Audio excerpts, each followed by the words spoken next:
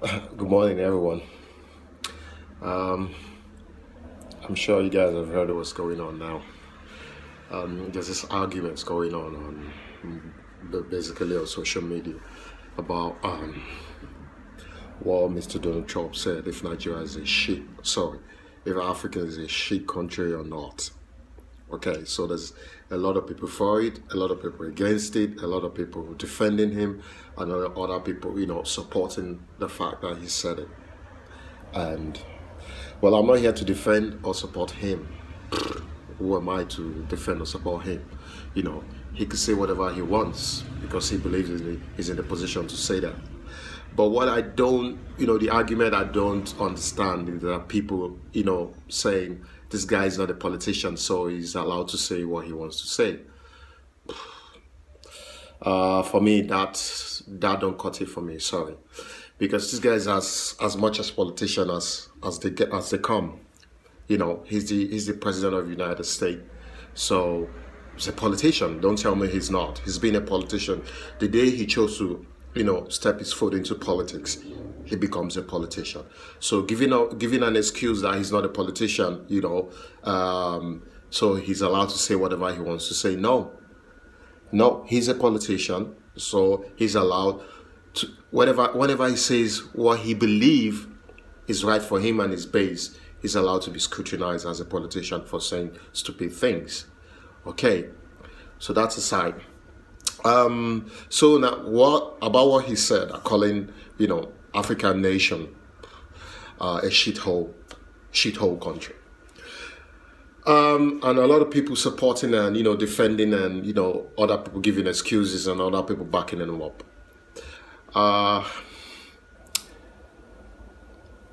My take on this thing is, first of all, okay, if this Mr. Donald Trump, as he says he is, a no-filter guy, a guy with a lot of balls, I don't think, not telling the presidents of this same country to their faces that they are running a shithole government.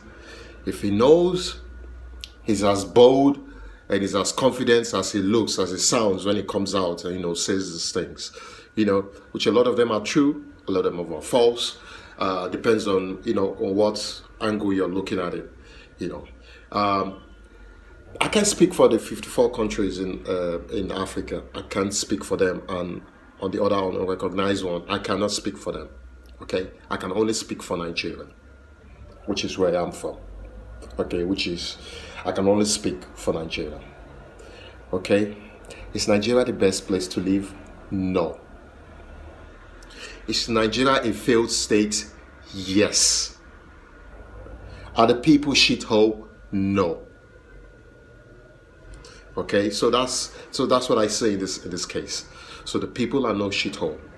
So the next time, or I'm not sure if our president has I've sat I've had the opportunity to meet the president of the United States, Mr. Donald Trump. That fact, I don't know yet because, to be honest, I don't even know what's going on with that president. So publicly, that hasn't happened. That I know of, that has not happened. So the day it happens, I hope Mr. Donald Trump will have the balls, when he comes out and say things right in front of press, to fire up his base. I hope he will have that same balls, right, to look in the face of President Buhari and tell him, Mr. Buhari, you are running a shithole government, or you are running a shithole country. Believe me, you and me, I will so support that motion if he comes out and tell that guy in his face that you are running a shithole government. Period. He ticks that mark for me. I hope he will have that balls to do that and come out and let us know, yes, and try to do it in public, because everything he does, or most things he likes to do, just to generate that conversation going on, he likes to do it in public. And even though when he does in a private, in a private setting, he knows most time those things going to filter out into the public. So I hope he does it. I just hope if he has that balls to say that in front of those people, he said it. I hope he has the balls to say it right in front of the government, the president of running that nation, that he believes is a shithole country. You know what? I'll take my well, I don't have a hat now, but my imaginary hat, I'll take it out for him. Okay, so let's come back to that in Nigeria. Now, a lot of people backing, supporting this thing and, against it or whatever, the statement he made. There's this guy, MC Charles or so was his name. Yeah, MC Charles. Yeah, I think that's what his name is. It's a nice guy. I follow, I watch most of his clips on Facebook sometimes. He just comes up on my feed, and I think he's a guy funny. I think he's a very funny guy. Yeah, is he smart? He sounds like a smart guy to me. Does he know what he's saying? I can agree with most of the things he's saying, and I can also disagree with most of the things he's saying. Okay, so he actually said something that I agree with.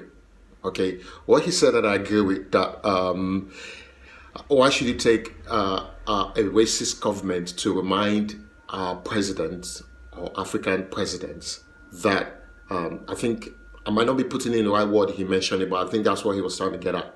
Why does it take it takes a racist government to remind African government what they are doing wrong, or remind the Nigerian government what they're doing wrong? He said that. I think that's very correct. It's very correct. And he said another thing that, about if 500,000 people or 5,000 people, I don't remember the figure he mentioned, but I know it's something about 5, go back home and do a little, they can fix something back home. I do agree with him. But the problem with that statement he made is reality. When you go back to Nigeria, reality will hit you. And I'm sure Mr. Charles goes back to Nigeria. I don't know how often he does. I don't know what his financial situation. I don't know, about that. So, but I believe Mr. Charles goes, MC Charles. So sorry, I'm not stop calling him Charles. So MC Charles goes back to Nigeria every most Nigerians, we do that. So I believe, because I believe he does that as well. He goes back to Nigeria every now and then. So when reality hits you when you get back to that country, okay, when you get back to that country, you will actually change your mind, because a lot of us actually have a good intention when we go back home to try to change a lot of things. We believe we can, but the people back there, do they want you to change it? No. Because a lot of them are benefiting from that chaos going on. So they don't want it changed. And the reason why they don't want it changed, because every time you you bring out something to do in Nigeria, you go back to Nigeria, so you want to do something. From the first moment you say, guy, I want to do this thing, or see what thing I want to do, those problems will start coming. They'll start, putting those stumbling blocks, I bet, guy, before you do this thing, see what thing will happen. Before you do this thing, see what thing will happen. See what thing will happen. See what thing will happen. You need to drop this. You need to give this. You need to give this. Even when you are willing to do those things just to make sure that you move forward, right? It doesn't end there. So they will frustrate your life. And a lot of them know that you are not staying for long. The maximum they know you will stay, they know you will stay is a month. They know it. That 1 month, you stay. After 1 month, they will frustrate your life, and you go back and you start all over again. So that's the thing. That's completely the thing. So Nigeria is a failed state, from the electricity system to the gas situation, to most of the infrastructure. Every time when I talk about Nigeria, I talk about the airport. The reason why I talk about that airport is because that airport is the first place you step into a nation, and it's the last place you step in when you live in a nation. So that airport is a failed airport. The airport is a shithole airport. The airport that, as soon as you step out of that Nigerian airport, you start to see why Nigeria is a problem. From the staffs working there, first of all, they are so aggressive. They are so aggressive to the point that you ask yourself, is this guy, are they here to work? Or what are they here to, you don't understand what's going on. The way they talk to you like you're an animal. Right? They talk to you like, these guys don't even understand I mean, I can understand a lot of them, they have, you know, stressful situation or stressful job, but that's not an excuse. That's not an excuse. A lot of them, they are even willing to pull you out of where you are just to make sure they'll get something out of you. I challenge anybody that goes through that airport, I say from the first time they stepped down from that, you know, from the plane and walked through that, you know, that snake thing that snakes around to go through the immigration. And until they step out of the, you know, to the exit, to the main door, and meet whoever is waiting out for them, and nobody's going to ask them, what do you bring for me? Anything for me? Those two words, anything for your boy? When you're coming back and when you're leaving, it's the same thing. From when you step into that airport, right? When you open your, I don't know, maybe you come in a taxi or whatever. When you open that door and step out, first of all, the crowd you see at that airport, it's going to scare the shit out of you if you don't know what's going on. You think like, you know, there's something going on inside the country and everybody's trying to leave, right? That's what you ask yourself. Maybe there's a fight, there's a war or something going on. So, and immediately that sends the wrong signal. And the fact that, what's going on? And you could immediately tell that a lot of these people out there, they have nothing. They don't even belong there. They have nothing doing there. They shouldn't be there, you know. So by the time you step out of that car, you're trying to walk into that entrance. You know, you need to go into some metal detector door. And you go into the check-in, you get your passport scanned, you walk and, you know, through that little, you know, direction, and you get to that secure restricted area just for passenger alone. Before you check your bag again, before you they'll start boarding. If you go through that process without anybody asking you anything for me, boy, I never wash my clothes, I need to cut my hair.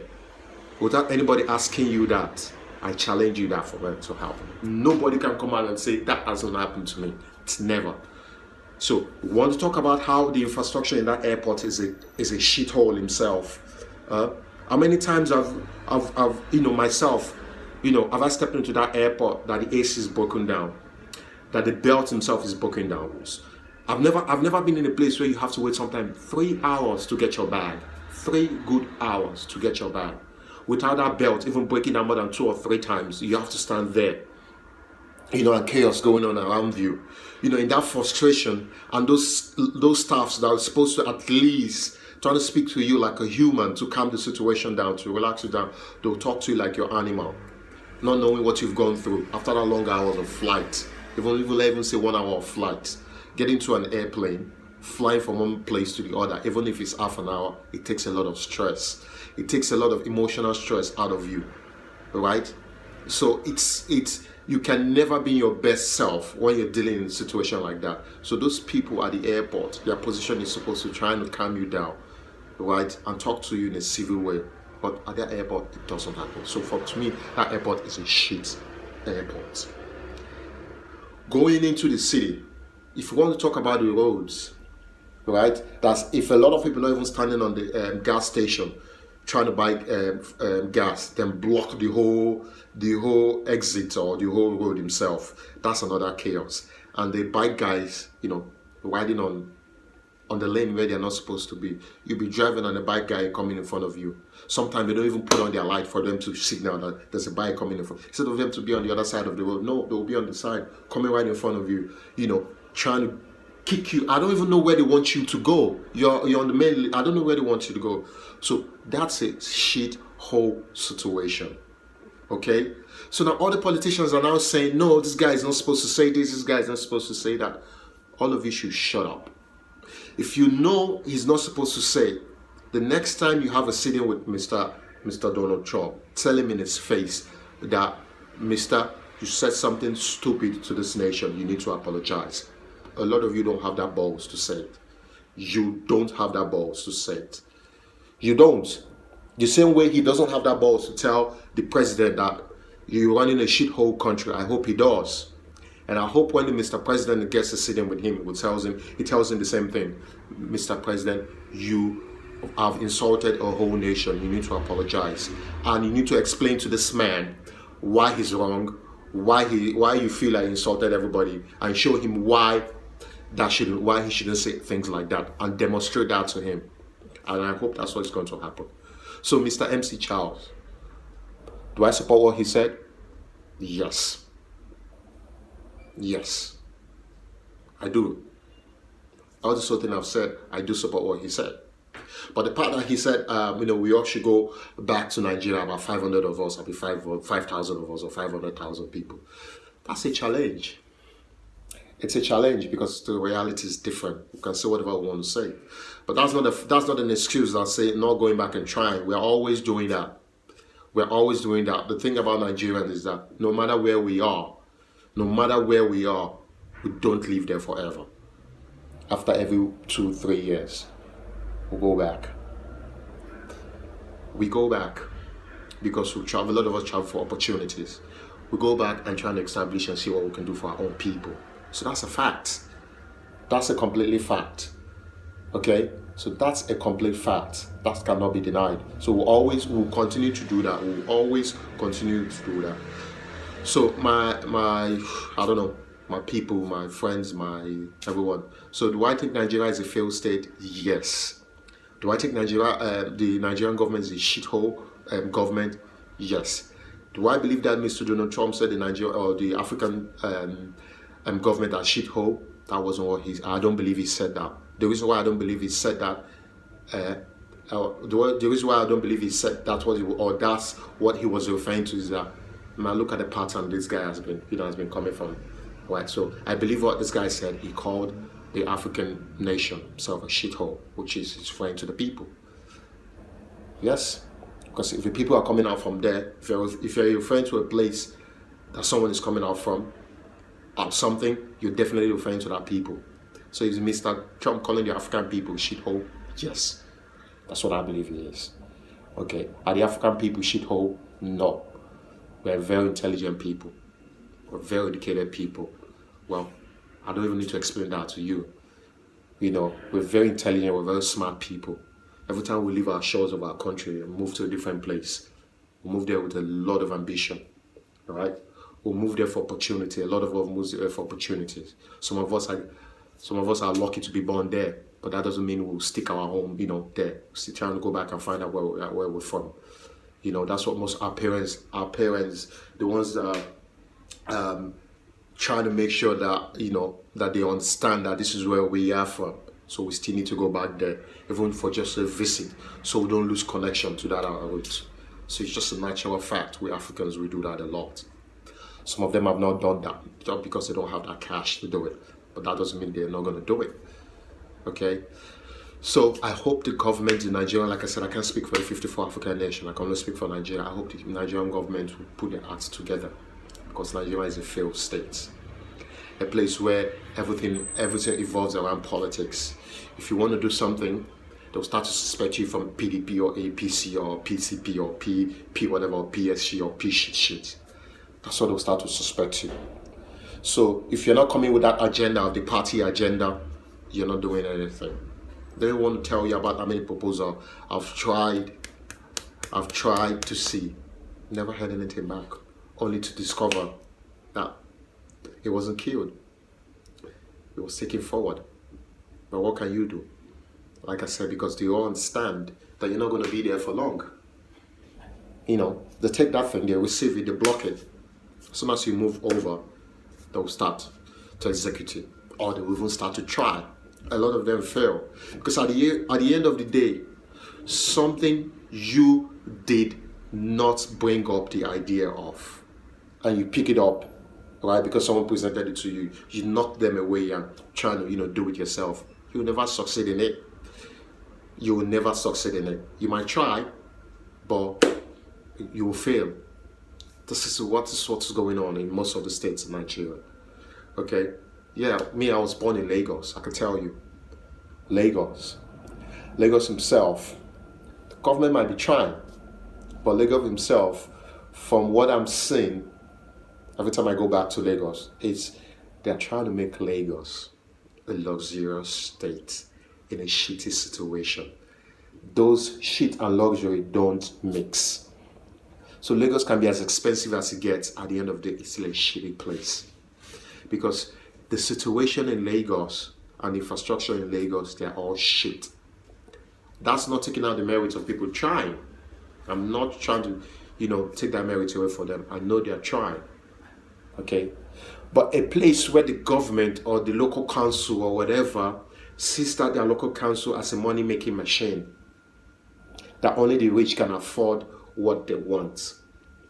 So look at the process of acquiring a property. For example, you go to the local or government or whatever, the people planning, the right place you need to go, right? The urban planning and environment or whatever.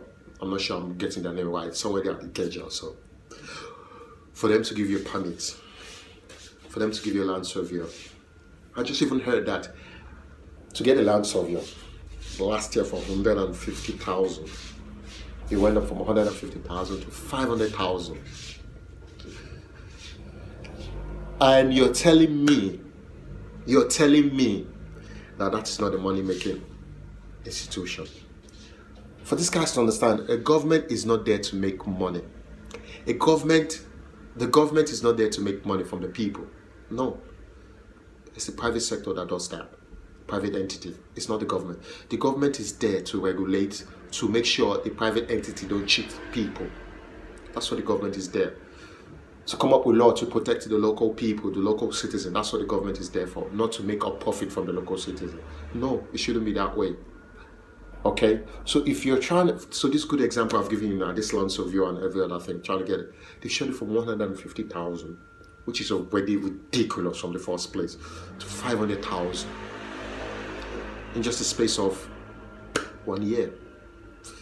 So how do you expect the average man who says, okay, tired of paying rent, I can't afford it anymore, let me just secure a little bit property, space somewhere that I can afford and build 4 or 5 blocks for my family?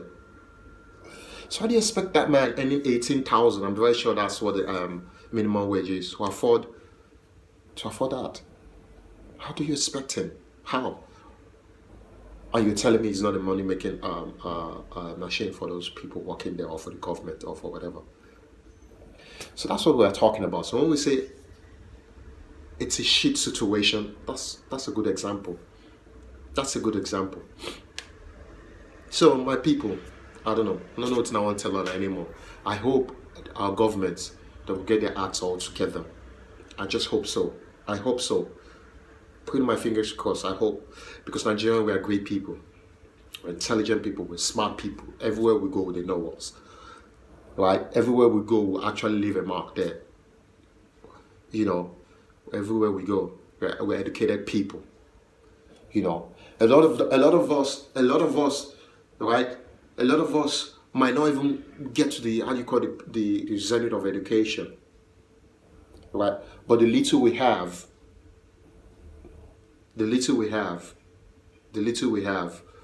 we can survive with it. We can hold our own anywhere. Okay, my people, I hope you guys have a lovely day, and I'm really sorry for taking up your time, because I know this is a very emotional subject that everybody, is talking about, and like I said, I hope, just wish everybody the best of luck. That's all I can say. Thank you very much.